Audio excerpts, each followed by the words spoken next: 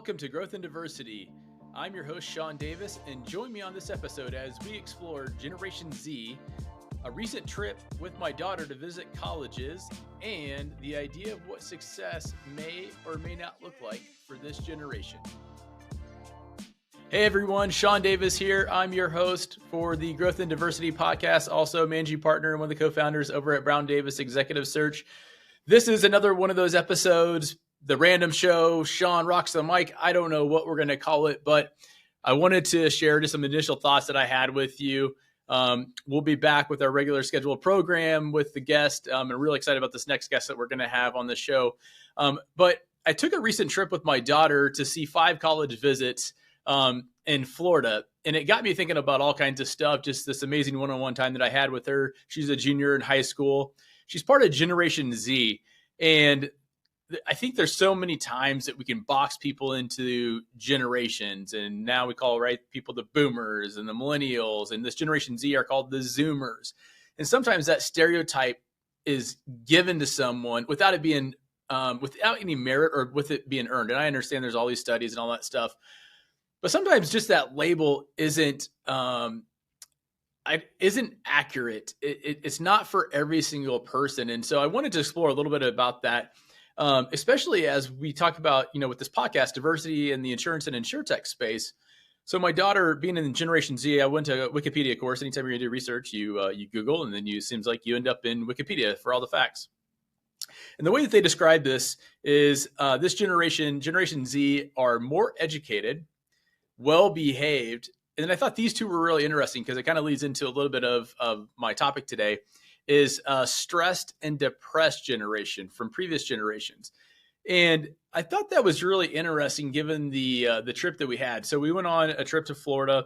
My daughter is way smarter than I am. She wants to go see colleges and potentially go to college in Florida or near the beach. Not sure why I didn't think of that, but kudos to her. So over spring break, we went and saw 5 amazing, beautiful campuses. We'll see where that kind of leads. But as we were traveling around the state of Florida, it was really interesting. Leading up to this trip and kind of during this trip, I think in life, it's often people ask you, and I think a lot of people can relate to this. It's kind of like always the what's next question. So, you're in high school. Then the question is, hey, where are you going to go to school? Then you go to school somewhere, and then it's, well, what are you going to do for your work? What are you going to major? What do you want to do for a living?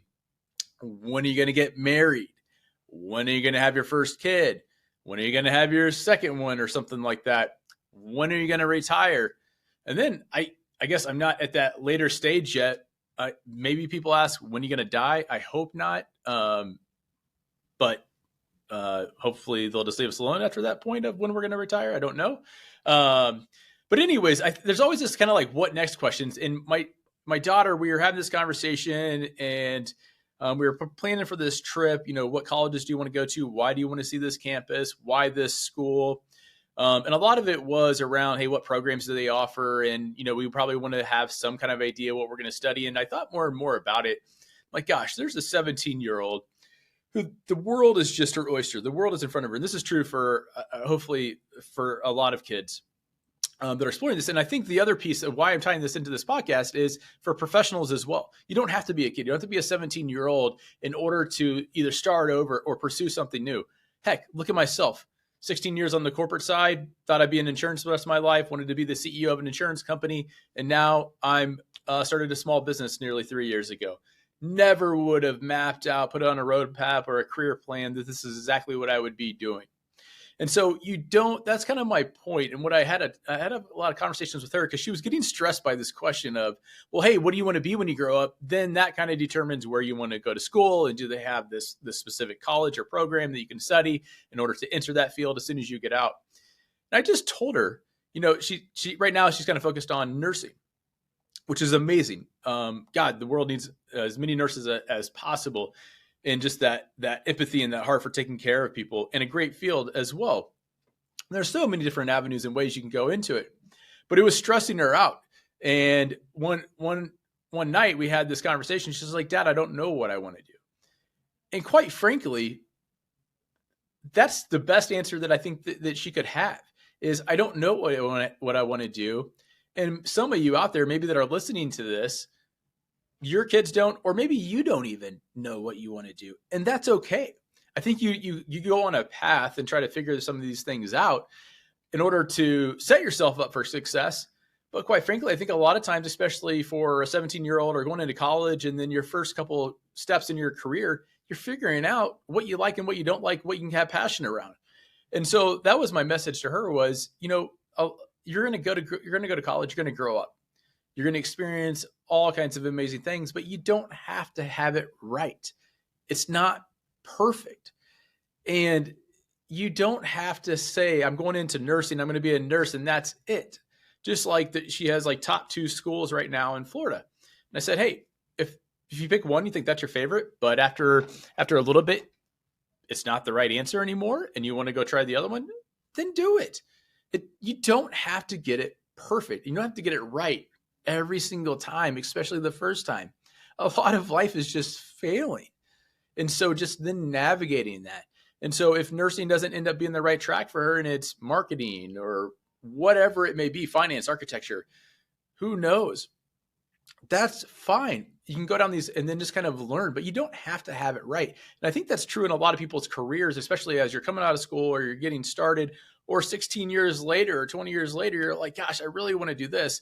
And some of the most successful people, and I would maybe even argue some of the happiest people that I've talked to in my daily role as an executive recruiter, are folks that didn't have this linear line to where they are, the destination they are, whether that's the top of the company, being a C-level, or just they're at a spot and they're extremely happy because they found something they're passionate about. They love the people that they're working with. They love the company, all those different things, but they wake up every day a little bit energized to go and make a difference and an impact in whatever that is. And that could be anything, but there wasn't a linear road to get there immediately, or they had it right exactly the first time. Heck, they may have even got fired from some of their other jobs that helped put them on this path in order to figure this out. Hey, everyone. Thanks for listening to this episode of Growth and Diversity Podcast. I want to give a shout out to our sponsor, Mostra Coffee. That's MOSTRACOFFEE.com. Go to mostracoffee.com. Check out this woman, minority, veteran, immigrant-owned micro coffee roaster out of North County, San Diego. They have amazing coffee. We're addicted to it. We've been drinking it for years in our house, and I hope you get to enjoy it in yours.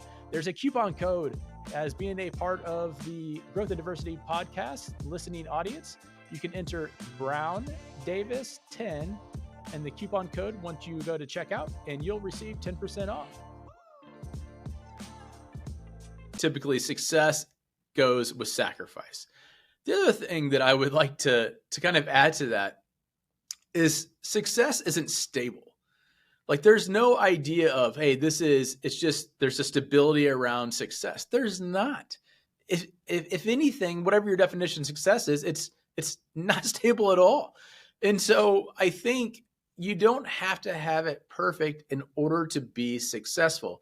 And that stability will come from as you find your passion and your happiness. So I wanted to kind of tie in this Generation Z. I thought that was really interesting how they would describe this generation, the Zoomers, and quite frankly, yeah, education, well-behaved. I see this stress. I saw it when everyone was asking her what I want to be. It's just kind of interesting how that all ties together. I think that generation, given that they live on their phones and they see all these things on YouTube and TikTok and Instagram and the influencers living all these perfect lives, it appears that then if they don't have that or they're not living up to that of this visual that they see, maybe they're not successful and maybe that creates a stress. I don't know. Not a psychologist. Maybe that's a future path down the road.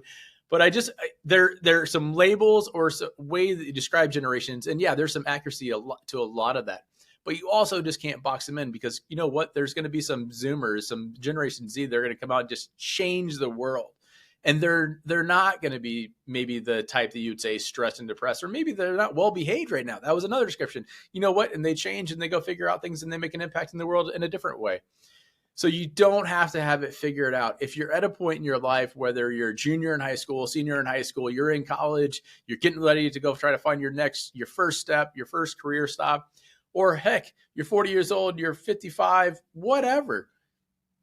just go find the things, jot down the things that you're passionate about that give you happiness, that that can meet the economic needs that you have. There's a list of needs that you're going to have to fulfill, and that's got to drive a big piece of that.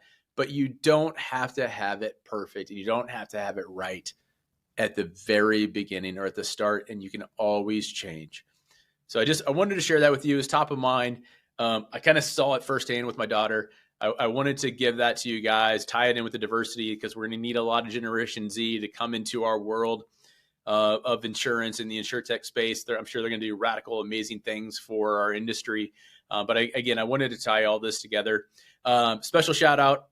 This is not an endorsement, but Alliance Group, thanks for the swag. Lee Duncan and the team, phenomenal team over at Alliance Group. They're a life insurance and annuity IMO. If you haven't heard of them, if you're a life annuity carrier, check them out. They do amazing things. I think they're the true definition of an independent marketing organization. So there's a free shout out for Lee Duncan, my buddy, and his team over there. I hope you guys have an amazing rest of the day, wherever you are listening to this. And just remember, it's not too late. If you're trying to figure out what that next step is or that path, you don't have to have it perfect. And there's nothing wrong with making a change or just altering that path to get to where you want to get to. See you at the top.